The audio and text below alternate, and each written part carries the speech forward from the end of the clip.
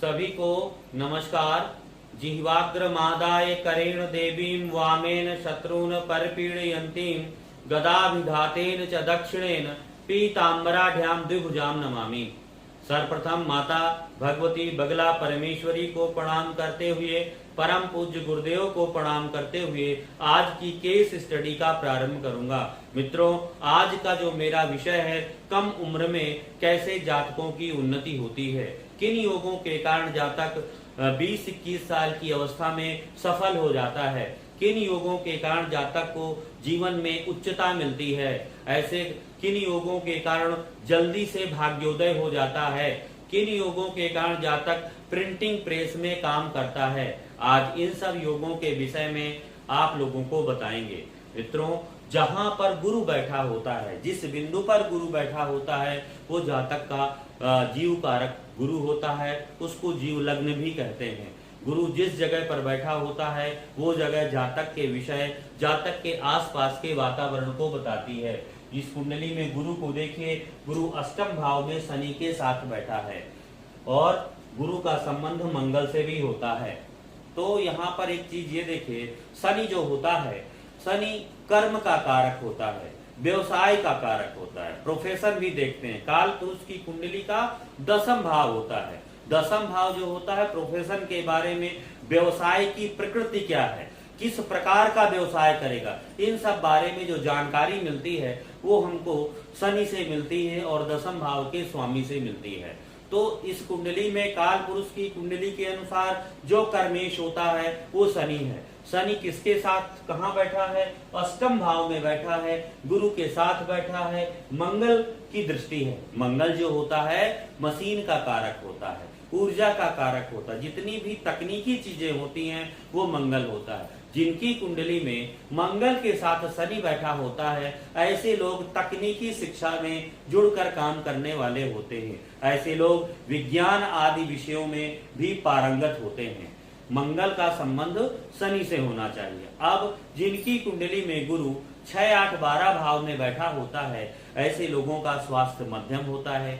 गुरु इस कुंडली में अष्टम भाव पर मेष राशि पर बैठा है, मेष राशि में गुरु यहाँ बैठा है, तो जातक का स्वास्थ्य मध्यम होगा, जातक सेहत से थोड़ा कमजोर होता है। 8वें भाव के कारण शरीर में नाना प्रकार की परेशानियां बनी रहती हैं। अब गुरु की जो दृष्टि है, गुरु को मंगल देखता है। देखिए, मंगल जो होता है बल, शक्ति, ऊर्जा और उत्साह का कारक होता है। जब कभी भी किसी की कुंडली में मंगल के साथ शनि होता है, ऐसे लोग बड़े जुनूनी होते हैं, ऐसे लोग बड़े काम करने वाले होते हैं, परिश्रम से काम करते हैं, हमेशा फिटनेस का ध्यान रखते हैं, हमेशा तकनीकी के द्वारा शारीरिक श्रम करते हैं, हमेशा तकनीकी के द्वारा ऊंचाई को प्राप्त करते हैं। गुरु मंगल वाले खेल में भी काफी रुचि रखते हैं। ऐसे लोग कसरत करने वाले होते हैं, व्यायाम करने वाले होते हैं, ऐसे लोग जल्दी से काम करने वाले होते हैं, जल्दी गुस्सैल होते हैं, जल्दी से अपने स्वास्थ्य संबंधी जल्दी गुस्सैल होते हैं। लेकिन कुछ ना कुछ इन लोगों को मानसिक के अलावा थोड़ा सा शारीरिक और मानसिक कष्ट भी रहता है, क्योंकि बड़ी जल्दी ये लोग गुस्सा हो जाते हैं और बड़ी जल्दी ये लोग शांत भी हो जाते हैं, लेकिन हमेशा लगे रहते हैं। जब कभी भी मंगल का संबंध शनि से बन जाता है तो शनि मंगल बड़े बड़े उद्योगों की रचना कराता है। जिनकी कुंडली में शनि मंगल होते हैं, ऐसे लोग स्वतंत्र व्यवसाय करने वाले होते हैं, बड़े बड़े उद्योगों की रचना भी करते हैं। अगर मंगल शनि के बीच, शनि क्या होता है? बड़ा भाई होता है, और मंगल क्या होता है? छोटा भाई होता है। बड़े भाई और छोटे भाई के बीच में यदि गुरु आ जाता है तो मध्यस्थता हो जाती है, दोनों में समझौता हो जाता है, दोनों मिलकर काम करते हैं, जिसकी वजह से ये हो जाता है कि गुरु मंगल का योग अधिक फल देने लगता है। अब यहाँ पर ध्यान से देखिए कि मंगल मशीन का कारक है, शनि कर्म का कारक है। जातक का जो कर्म होगा मशीन से जुड़ा होगा। शनि के 3रे भाव में सूर्य बैठा है, सूर्य से ऊर्जा और प्रकाश देखते हैं, इलेक्ट्रिसिटी भी मंगल से देखते हैं। तो मंगल और सूर्य का भी यहाँ पर संबंध बन रहा है। इस वजह से त्रिकोण संबंध होने के कारण बिजली यहाँ से मंगल और मशीन का संबंध कहां से बन गया? बिजली से हो गया। मंगल क्या होता है? स्याही होती है। बुध और केतु, ध्यान से देखिए, इस कुंडली में एकादश भाव में बुध शुक्र राहु बैठे हैं। बुध शुक्र राहु के पंचम सप्तम भाव में चंद्रमा केतु हैं। बुध शुक्र का संबंध चंद्र केतु से भी होता है। बुध और केतु जिसकी कुंडली में एक साथ बैठे होते हैं, इसका मतलब लेखनी से जुड़ा हुआ काम होता है। लेखनी कहे की होती है? इलेक्ट्रिसिटी, बिजली की लेखनी, अर्थात ऐसे लोग प्रिंटिंग प्रेस की मशीन में काम करने वाले होते हैं और इलेक्ट्रिक लिखावट, कंप्यूटर से जुड़ी हुई लिखावट से जुड़े हुए होते हैं। और एक योग आपको और बताते हैं, इस कुंडली में एक योग बनता है बुध शुक्र का। बुध क्या होता है? बुद्धि का कारक होता है। शुक्र क्या होता है? गुण ज्ञान का कारक होता है। जिसकी कुंडली में बुध और शुक्र बैठे होते हैं, ऐसे लोग बड़े चालाक होते हैं, चतुर और बुद्धिमान होते हैं, डिसीजन भी अच्छा लेते हैं। अगर इनके साथ राहु बैठ जाता है तो बुद्धि और बढ़ जाती है। ऐसे लोग हर परिस्थिति में अपना फायदा देखते हैं, अपने फायदे के अनुसार काम करने वाले होते हैं। हर जगह पर इन्हें कुछ न कुछ लाभ होना चाहिए, फायदा होना चाहिए, तभी उन्नति होती है। बुध शुक्र राहु का योग। अब देखिए चंद्रमा और केतु का। बुध बुद्धि का कारक होता है, शुक्र ज्ञान का कारक होता है, चंद्रमा जो होता है कला का कारक होता है। जिसकी कुंडली में बुध शुक्र और चंद्रमा एक साथ बैठा होगा, ऐसे लोग कलाकार नेचर के होते हैं। ऐसे लोग फाइन आर्ट से जुड़ करके काम करते हैं। कहीं ना कहीं उनके जीवन में डिजाइनिंग का काम होता है। ये लड़का भी डिजाइनिंग करता है। जो ग्राफिक्स होती हैं, जो कंप्यूटर से डिजाइनिंग होती हैं, जो कोरल ड्रा का काम होता है, इस तरह की सभी प्रकार की आकृतियां, नई डिजाइन, अच्छी तरह की लिखावट, बड़े बड़े पोस्टर बनाना, ये सब लड़का करता है। इस कुंडली में बुध शुक्र चंद्र के कारण इसको फाइन आर्ट का काम मिला। अब गड़बड़ क्या है? इतना तो अब जल्दी सफलता क्यों मिलती है? किन योगों के कारण जल्दी सफलता मिलती है?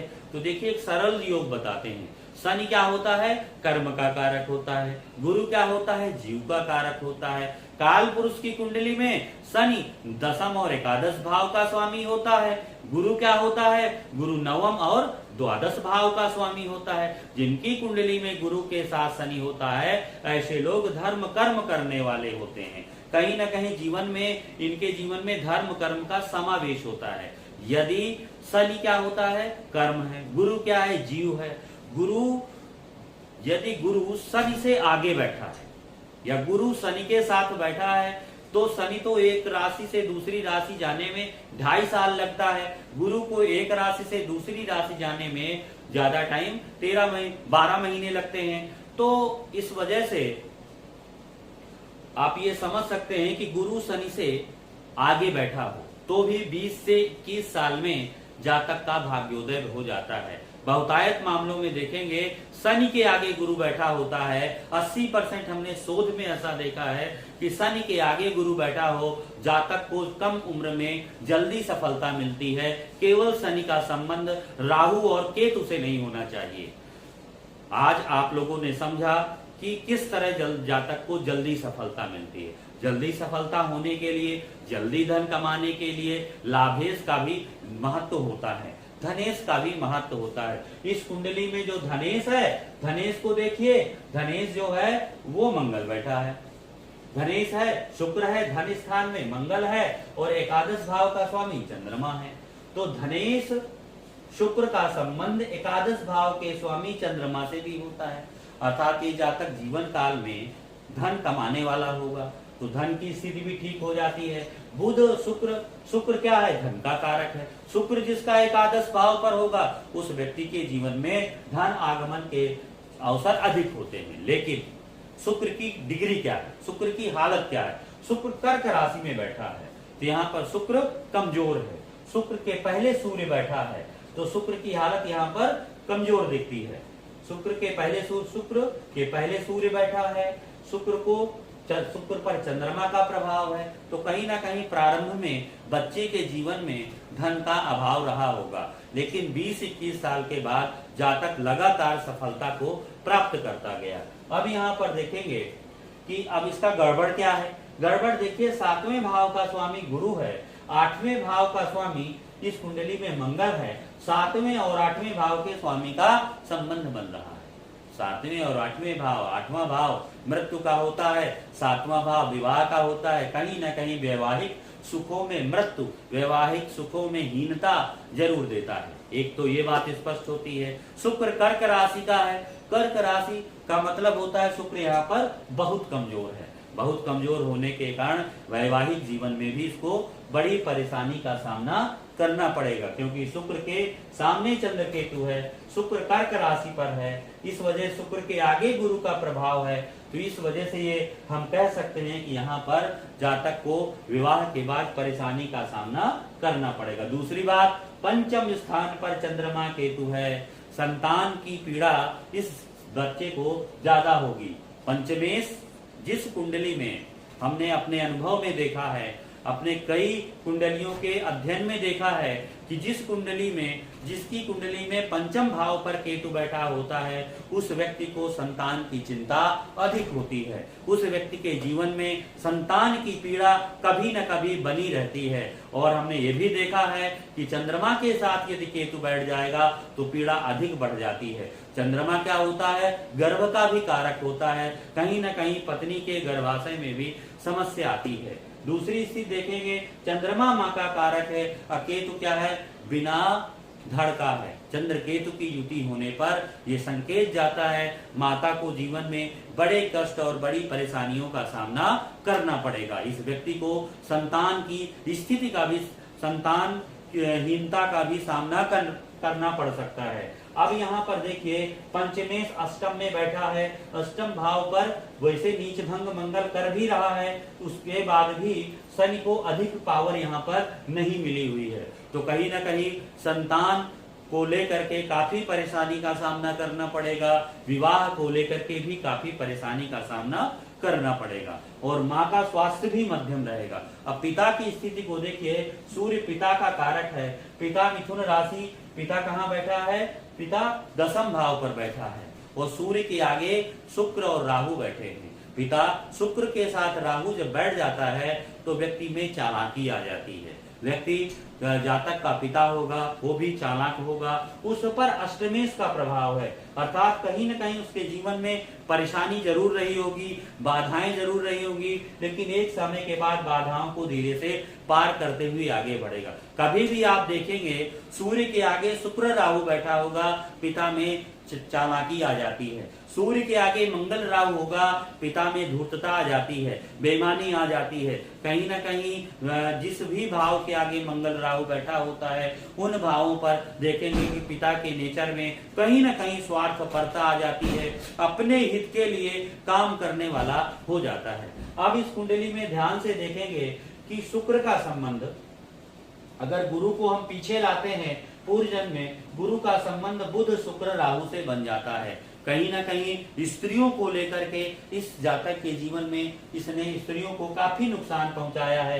इस वजह से इस जीवन में इसको स्त्रियों से पीड़ा बनी रहेगी। इन्हीं शब्दों के साथ आज की वार्ता का समापन करता हूं।